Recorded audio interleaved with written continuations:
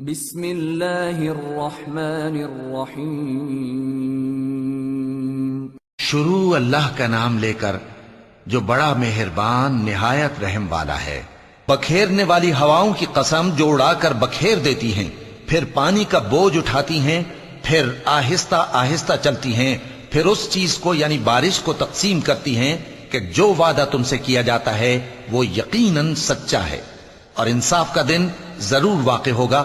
اور آسمان کی قسم جس میں کئی رستے ہیں کہ اے اہل مکہ تم ایک اختلاف والی بات میں پڑے ہوئے ہو، اس سے یعنی عقیدہ آخرت سے وہی پھرتا ہے جو اللہ کی طرف سے پھیرا جائے۔ اٹکل دوڑانے والے ہلاک ہوں جو بے خبری میں بھولے ہوئے ہیں، پوچھتے ہیں کہ جزا کا دن کب ہوگا؟ وہ دن ہوگا جب ان کو آگ میں عذاب دیا جائے گا۔ اب اپنی شرارت کا مزہ چکھو، یہ وہی ہے جس کے لیے تم جلدی مچایا کرتے تھے۔ بے شک پرہیزگار بہشتوں اور چشموں میں ہوں گے، اور جو جو نعمتیں ان کا پروردگار انہیں دیتا ہوگا انہیں لے رہے ہوں گے۔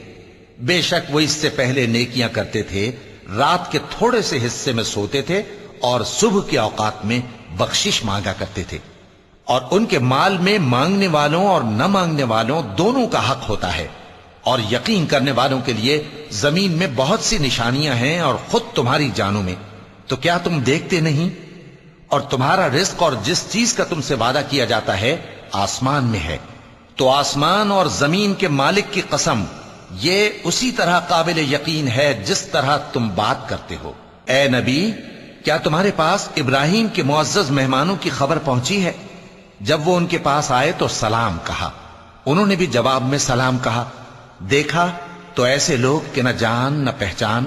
پھر وہ اپنے گھر جا کر ایک بھنا ہوا موٹا بچڑا لائے اور کھانے کے لیے ان کے آگے رکھ دیا۔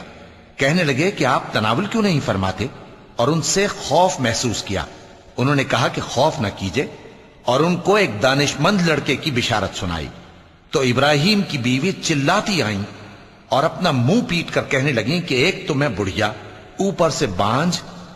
انہوں نے کہا تمہارے پروردگار نے یوں ہی فرمایا ہے، وہ بے شک صاحب حکمت ہے، خبردار ہے۔ ابراہیم نے کہا کہ فرشتوں، اب تمہارا اصل کام کیا ہے؟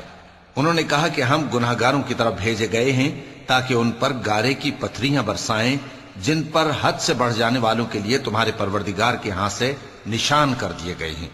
پس وہاں جتنے مومن تھے ان کو ہم نے نکال لیا، پھر اس بستی میں ہم نے ایک گھر کے سوا مسلمانوں کا کوئی گھر نہ پایا، اور جو لوگ عذاب علیم سے ڈرتے ہیں ان کے لیے ہم نے وہاں نشانی چھوڑ دی۔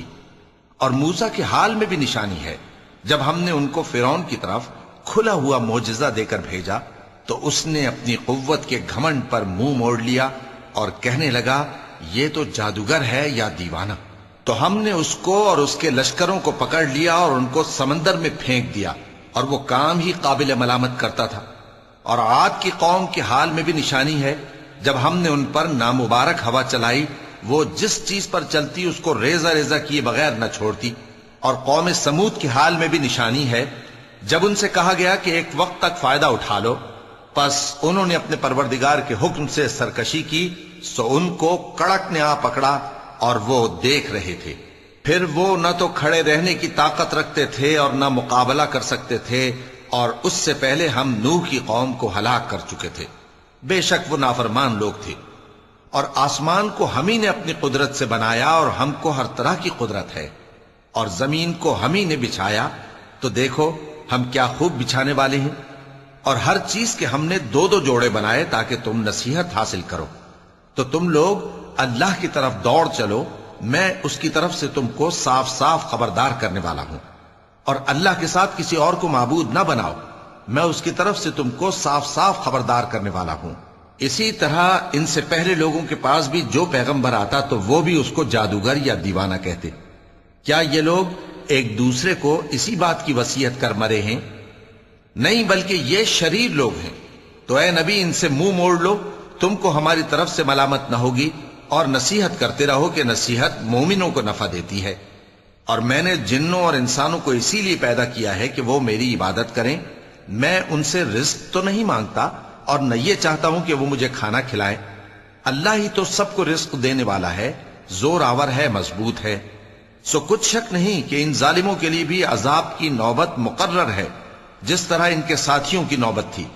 تو ان کو مجھ سے عذاب جلدی نہیں طلب کرنا چاہیے، پھر جس دن کا ان کافروں سے وعدہ کیا جاتا ہے اس سے ان کے لیے خرابی ہے۔